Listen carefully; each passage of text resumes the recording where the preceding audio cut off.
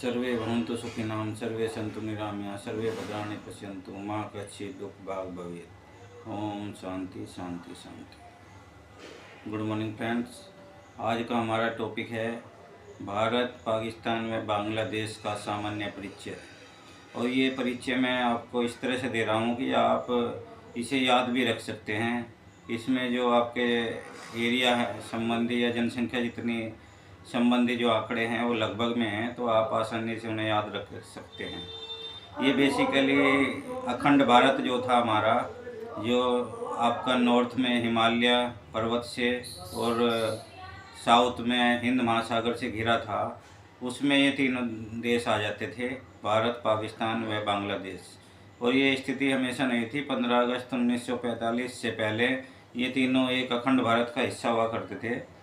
और बाद में समय के साथ जो राजनीतिक परिवर्तन हुए उनकी वजह से इन तीनों देश को अलग होना पड़ा।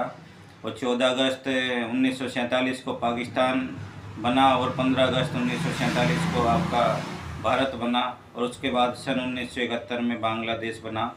जो बांग्लादेश बनाया गया वो ईस्ट और वेस्ट जो पाकिस्तान था उसका ईस्ट हिस्सा है। ईस्ट हिस्से को बांग्लादेश का नाम दिया गया और इस प्रकार से ये तीन देश अलग हुए। अब मैं आपको इनका सामान्य परिचय देना शुरू करता हूँ। और सबसे पहले शुरू करता हूँ सबसे छोटे देश बांग्लादेश से। बांग्लादेश बेसिकली हमारे जो वेस्ट बंगाल राज्य है उसके से घिरा हुआ देश है। और यहाँ की मुख्य भाषा बांग्ला ही है, बांग्ला यहाँ पे है। और यहाँ पे आपके 83% मुस्लिम और 16% हिंदू और 1% अन्य धर्म है। और इस प्रकार से बांग्लादेश एक जो है ना ऐसा देश है जिसमें जगह कम है और जो है पॉपुलेशन डेंसिटी बहुत ज़्यादा है। तो इस प्रकार से मैं आपको बताना चाहूँगा कि जो पाकिस्तान का एरिया भारत का 1/4 है, मतलब भारत का लगभग 33 लाख वर्ग किलोमीटर है। तो पाकिस्तान का 8 लाख वर्ग किलोमीटर लगभग है। और उसका भी आपका 5वां हिस्सा इसका बांग्लादेश का एरिया है। तो इस प्रकार से आप समझ सकते हो कि कितने कम एरिया में जो है यहाँ पे लोग रह रहे हैं। और इसके बावजूद यहाँ की पॉपुलेशन के 16 करोड़ के करीब है, जबकि पाकिस्तान की 20 करोड़ के करीब है। और जो है आज की डेट में भारत की 1 अरब 40 करोड़ जनसंख्या लगभग है। तो इस प्रकार से आप देख सकते हैं कि जो भौगोलिक क्षेत्र है बांग्लादेश पे कम है। और बांग्लादेश में अक्सर क्योंकि ये समुद्र से का बॉर्डर इसका ज़्यादा है तो वहाँ पर बाढ़ आती रहती है। 3 नदियाँ हैं, तो बाढ़ग्रस्त एरिया है। ये साइक्लोन का, समुद्री तूफान का सामना करते रहते हैं। और इस प्रकार से यहाँ पे मुख्य जो वहाँ पे भोजन है वो मछली का होता है। और मछली पालन और बाकी खेती पर ये देश डिपेंड है। और चूँकि इसमें जनसंख्या बहुत ज़्यादा है तो इसके रिसोर्सेज कम हैं। रिसोर्सेज कम होने की वजह से इसकी जो एवरेज एज है वो भी कम है। और एवरेज एज इसकी पाकिस्तान से भी कम 55 साल ही है। और अब मैं आपको बताऊं इसका जो मुख्य मतलब जो पॉपुलेशन 1/3 आपकी बांग्लादेश में सिटीज़ में रहती है और ढाका में सबसे ज़्यादा पॉपुलेशन रहती है। और इसके मैं आपको बताना चाहूँगा कि वहाँ पे जो मुस्लिम रीतियाँ हैं वो उस तरह से लागू हैं। और वहाँ पे मल्टी पार्टी डेमोक्रेसी है जैसे भारत और पाकिस्तान में है। और इस प्रकार से बांग्लादेश एक ऐसा राज्य है देश है जिसे आप जो है बहुत समृद्ध नहीं कह सकते हैं, क्योंकि यहाँ पे रिसोर्सेज कम है और पॉपुलेशन ज़्यादा है। इसके बाद आते हैं हम नेक्स्ट देश जो आपका है पाकिस्तान। पाकिस्तान जो है 15 अगस्त से एक दिन पहले 14 अगस्त 1947 को भारत से अलग हुआ, आज़ाद हो गया था। और ये जो विभाजन था ये धार्मिक आधार पर था। तो मुस्लिम जनसंख्या पाकिस्तान में ज़्यादा रही, तो इसलिए इन्होंने खुद भी अपने संविधान में इसे मुस्लिम राष्ट्र घोषित किया हुआ है। और मैं आपको बताना चाहूँगा कि यहाँ पे जो पॉपुलेशन है वो 97% मुस्लिम है, इस्लाम धर्म है, और बाकी 3% है। तो इस तरह पाकिस्तान में जो ये मुस्लिम पॉपुलेशन बहुत ज़्यादा है। और इसका जो मुख्य एरिया है वो आपके हमारे जो लाहौर, अमृतसर के आसपास का एरिया है, लाहौर है। और ये अमृतसर और आपका जो ये है आप जालंधर है, इनके आसपास का एरिया है। और यहाँ पे क्योंकि ये पंजाब से का एक बड़ा भाग इसमें गया है, पाकिस्तान में पंजाब को 5 नदियों का राज्य कहा जाता है। इसी तरह जो पाकिस्तान का पंजाब है उसमें भी 5 नदियाँ जाती हैं। तो इस प्रकार वो एक उपजाऊ भूमि है और वहाँ पे ज़्यादा फार्मिंग होती है और वहाँ के जो अन्न उत्पादन है उस पर पाकिस्तान बहुत ज़्यादा से डिपेंडेंट है। और मैं पाकिस्तान के बारे में और बताऊं आपको, इसमें सिंध प्रांत है और एक आपका बलूचिस्तान है और एक कुछ एरिया इन्होंने भारत का 1947 में ले लिया था, तो वो पाक ऑक्यूपाइड कश्मीर बोलते हैं। और इस तरह से एक एरिया वो है। तो इस प्रकार पाकिस्तान में बेसिकली जो है जो महिलाएं हैं उन्हें इस्लाम के हिसाब से रहना पड़ता है। और जो पब्लिक प्लेसेज हैं वहाँ पर आपको बुर्का या जो है एक ओढ़नी होती है, उस हिसाब से पब्लिक प्लेस पे महिलाएं रहती हैं। और इनके घरों की जो संरचना होती है वो इस तरह से बनाई जाती है कि बाहर पुरुष वर्ग रहता है और अंदर के हिस्से में जो है महिला वर्ग जो है रहते हैं। तो इस प्रकार पाकिस्तान एक तरह से रूढ़िवादी देश है और इस हिसाब से ही उन्होंने जो है अपनी परंपराएं और उनका रहन सहन है। वहाँ पे जो ट्रक भी चलते हैं ना, उस पर भी हमें काफ़ी डेकोरेशन पसंद करते हैं और उसे बहुत सजा से धजा के रखते हैं। इसी तरह से जो बांग्लादेश है वहाँ पे रिक्शा को सजा धजा के रखते हैं। तो इस तरह से उनकी अपनी अपनी कस्टम बने हुए हैं, उस हिसाब से पाकिस्तान और बांग्लादेश के लोग रहते हैं। और अब मैं आपको परिचय देना चाहूँगा भारत का। जैसे भारत को आप जानते हैं कि इसका नाम राजा भरत के नाम पे पड़ा और इसे जो है जो हमारा भारतीय संविधान है उसमें आर्टिकल जो 1 है उसमें कहा हुआ है कि इंडिया डेट इज भारत। तो इस प्रकार से इंडिया को ही भारत कहा गया है। और भारत में आपको मैं बताऊं कि जो राज्य हैं 28 राज्य, 8 केंद्र शासित राज्य हैं और एक राज्य तो अभी 2019 में ही जो जम्मू एंड कश्मीर था उसे 3 यूनियन टेरिटरी में बांट दिया गया। तो उसमें से आपका इस तरह से जम्मू और लद्दाख को अलग किया गया। और इस तरह से ये अभी इसके लोग संघर्ष कर रहे हैं कि इसे जो है यूनियन टेरिटरी से पूर्ण राज्य बना दिया जाए और वो इनकी मांग चल रही है। यहाँ मैं आपको बताना चाहूँगा कि जो नॉर्थ एरिया है वो हिमालय से घिरा हुआ है भारत का, और जो साउथ एरिया है वो हिंद महासागर से घिरा हुआ है। और यहाँ पे जो भारत के लोग हैं मुख्यतः जो नॉर्थ के हैं वो वेजिटेरियन हैं। और उसी तरह से यहाँ की परंपराएं भी हैं, जो हिंदू परंपराएं हैं उसमें जो एक देवयज्ञ होता है उसमें ये कहा जाता है कि भाई आपको प्रतिदिन जो हिंदू गृहस्थी है वो जीव जंतुओं को भोजन खिलाएंगे और गौ माता को भोजन खिलाएंगे। इस तरह से पशु पक्षियों जीव जंतुओं को जो है भोजन खिलाना हमारे इसमें हिंदू धर्म में उचित माना जाता है और इसे एक पावन कर्तव्य माना जाता है। इसका कारण ये है कि यहाँ पे ये मान्यता है कि जाने अनजाने में इंसान से बहुत सारे जीवों की हत्या हो जाती है, जैसे पैदल चलते हुए चींटियों की हो सकती है। ये तो इस तरह उसका जो प्रायश्चित है की तरह ये एक देवयज्ञ किया जाता है प्रतिदिन हर गृहस्थ के द्वारा, जिसमें वे अन्य जीव जंतुओं को भोजन कराते हैं। और इस तरह से भारत एक तरह से मतलब जीव हिंसा से दूर ही रहने वाला राष्ट्र रहा है और इसी कारण से यहाँ पर ज़्यादातर लोग वेजिटेरियन हैं।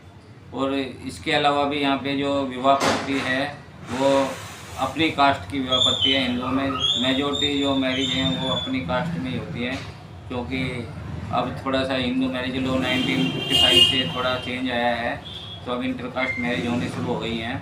और इसके अलावा अन्य स्पेशल मैरिज एक्ट भी है, उसके अनुसार भी अब जोड़े शादी कर रहे हैं। और जो पारंपरिक जो हिंदू रीति से शादी है उसमें कुछ दिन लग जाते हैं, जैसे कुछ रस्में होती हैं सगाई की, हल्दी की, इस तरह की रस्मों में कुछ दिन का समय लिया जाता है।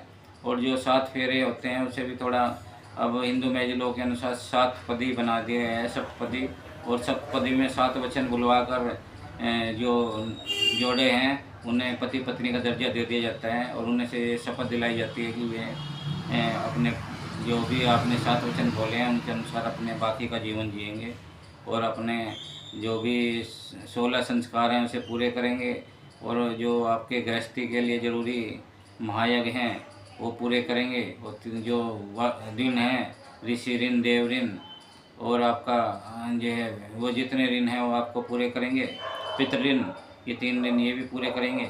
तो इस प्रकार से भारत एक ऐसा देश है जहाँ पर 2000 के करीब जो है भाषाएं बोली जाती हैं। लेकिन जो हमारा संविधान है उसमें जो शेड्यूल 8 उसमें 22 भाषाएं हैं। और आप देख सकते हैं कि जो यहाँ की ऑफिशियल भाषा है अभी भी हिंदी और इंग्लिश है, लेकिन इंग्लिश को संविधान के द्वारा हाई कोर्ट और सुप्रीम कोर्ट की भाषा बनाया गया है। और हिंदी यहाँ पर 40% भारतवासियों के द्वारा बोली जाती है। तो और बाकी की भाषाएं हैं अपने अपने राज्य की, वो जो शेड्यूल 8 में है भाषाएं, उनमें वे ऑफिशियल वर्क कर सकते हैं। और इसके अलावा राज्यों को ये पावर दी गई है कि वे अपने जो सरकार के काम हैं वो अपनी मातृभाषाओं में कर सकते हैं। इस प्रकार से भारत एक विविधता वाला देश रहा है हमेशा से ही। और यहाँ पे जब से हरित क्रांति हुई है 1960 में, उसके बाद जो जनसंख्या का प्रेशर था उसके लिए खाने की थोड़ी समस्या थी, वो अब ख़त्म हो चुकी है। और ऐसी वैरायटी की फसलें उगाई जा रही हैं जो ज़्यादा फसल देती है। और हमारा जो कृषि उत्पादन है 200 से 300% तक बढ़ चुका है आज़ादी के बाद से। और इस प्रकार से एक सेल्फ सफिशिएंट भारत है। इसके अलावा जो तकनीकी विकास है वो भी भारत में काफ़ी है। पहले जो मूलतः मतलब 70% गाँव में रहते थे लोग बाग, लेकिन अब वो इंडस्ट्रियलाइजेशन की वजह से शहरों में आ चुके हैं और जो है ना शहरों में अपने व्यवसाय चला रहे हैं, या जो कंपनियां हैं उसमें भारत के निवासी अपना मतलब नौकरी कर रहे हैं। तो इस प्रकार से औद्योगिकरण लगातार जारी है। और मैं आपको बताना चाहूँगा कि जो तीनों ही देश हैं उसमें पाकिस्तान, भारत और बांग्लादेश, उसमें जूट की खेती खूब होती है। तो जो जूट के प्रोडक्ट हो सकते हैं, जो रस्से हैं या और भी अन्य प्रोडक्ट हैं, टेक्सटाइल इंडस्ट्री है वो खूब अच्छी तरह से तीनों ही देश में चल रही है। वो भारत में टेक्सटाइल का सबसे ज़्यादा स्कोप है।